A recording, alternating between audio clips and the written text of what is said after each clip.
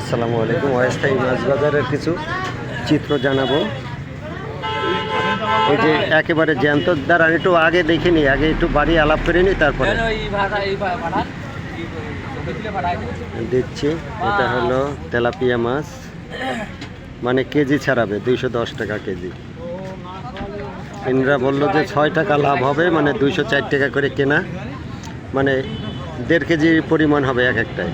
এর একটা তেলাপিয়া মাছ, এত বড় তেলাপিয়া মাছ সাধারণত পাওয়া যায় না। আর এখানে শোল মাছ আছে কিছু, শোল টাকি গজাল। এখানে অস্থায়ী মাছ বাজার, সব মাছেরই দাম তুলনামূলকভাবে কম, এবং এত বড় তেলাপিয়া মাছ সাধারণত পাওয়াই যাবে না।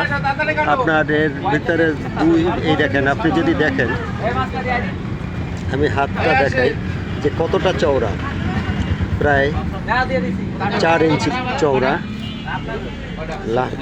6 ইঞ্চির চেয়ে অনেক বড়, এবং প্রতিটা কেজি ছাড়াবে, মানে 1 কেজির উপরে, প্রত্যেকটা 1 কেজির উপরে। এই যে 1 কেজির উপরে একটা তেলাপিয়া মাছ, 1 কেজির উপরে 210 টাকা কেজি।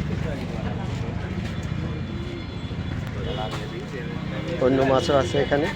আপনার এই মাছ কত দিয়েছেন পাবদা ভাই? হ্যাঁ, পাবদা কত? পাবদা 320 টাকা। পাবদার দামটা একটু বেশি হচ্ছে, 300 টাকা করে রাখতো। পাবদা 300 টাকা। আর তেলাপিয়া যেটা দেখালাম, এটা হলো কেজি ছাড়াবে প্রতিটা 210 টাকা।